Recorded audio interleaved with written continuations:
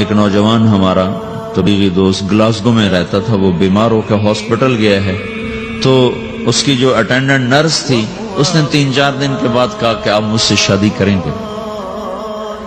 اس نے کہا میں مسلمان ہوں، تم کرسچن ہو؟ کہا میں مسلمان ہو جاؤں گی، اگر آپ شادی کر دو تو میں مسلمان ہوں۔ اس نے کہا تم کس وجہ سے مجھے یہ پیشکش کر رہے ہو؟ وہ کہنے کہ میں 3 دن سے تمہیں دیکھ رہی ہوں تو کہ تم نے ایک دفعہ بھی نظر اٹھا کے مجھے نہیں دیکھا، میں نرس ہوں، میری زندگی یہاں گزری ہے، میں نے کوئی نوجوان ایسا نہیں دیکھا جو لڑکی کو دیکھ کے نظر جھکا لیتا ہو، میں پہلی دفعہ اپنی زندگی میں کسی کو دیکھ رہی ہوں کہ جب اس کے سامنے میں آتی ہوں تو اس کی نظر جھک جاتی ہے، تو مجھے یقین ہو گیا تیرے اندر سچائی ہے۔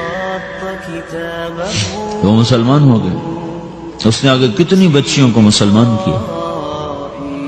پھر اشفاق احمد صاحب مرحوم تھے، یہ ڈرامہ رائٹر، ان سے اچھی سلام دعا تھی میری، تو ایک دن مجھ سے کہنے لگے کہ میں تبلیغ کے کام سے متاثر ہوا ہوں انگلینڈ جا کر، پاکستان میں نہیں انگلینڈ جا کر، تو میں ایڈنبرا میں پارک میں بیٹھا تھا، میری بیوی میرے ساتھ بیٹھی تھی، تو ایک جماعت آئی، انہوں نے آ کر اذان دی مغرب کی اور نماز پڑھی۔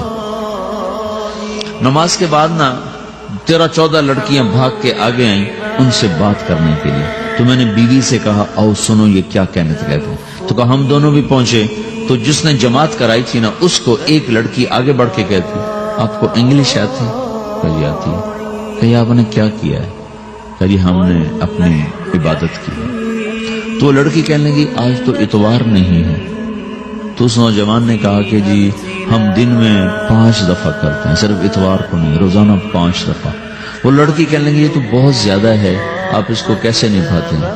تو اس نے اس کو جواب دیا، 2-3 سوال اس نے اور کیے، جواب دیا، تو کہنے لگی اچھا بہت مہربانی، اس نے سے ہاتھ بڑھایا آگے ملانے کے لیے تو وہ نوجوان کہنے لگا میں آپ سے معافی چاہتا ہوں، میں آپ کو ہاتھ نہیں ملا سکتا۔ تو اس لڑکی نے کہا کیوں؟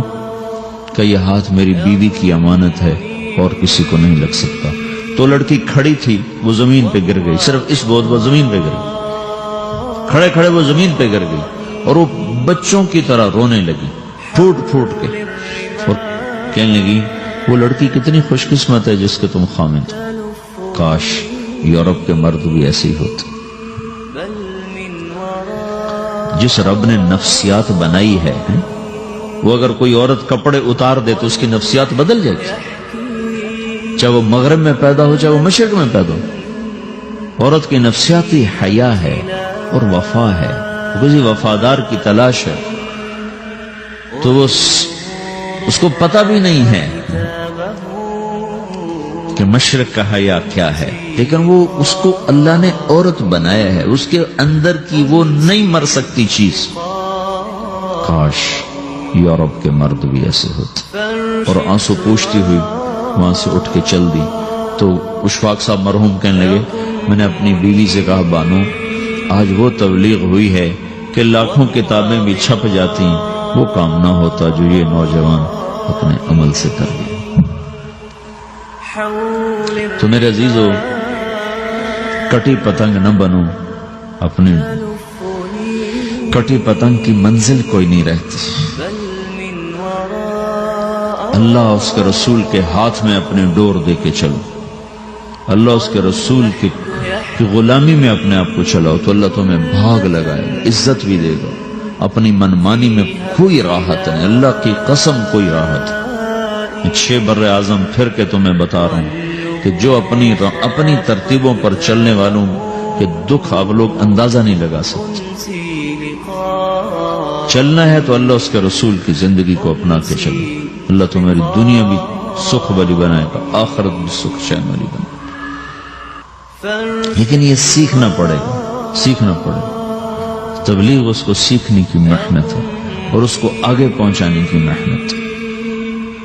تو یہ عمر ہے، اس وقت ساری دنیا اسلام کے لیے تیار ہے، چونکہ نظریاتی طور پر دنیا شکست کھا چکی، کسی کے پاس کچھ نہیں۔ تو ہمارے پاس ایک ایسا خوبصورت نظریہ ہے کہ جو ان کو بڑی تیزی سے اپنی طرف کھینچ سکتا ہے، اور اللہ کا احسان ہے کہ تیزی کے ساتھ نسلوں کا رخ اللہ کی طرف ہو رہا ہے۔ تھوڑی ہمت کرو، چھٹیوں کا وقت تبلیغ میں دو، باقی وقت اپنی تعلیم کو دو، گھر جاؤ تو ماں باپ کے خادم بن کے رہو، نوکر بن کے رہو۔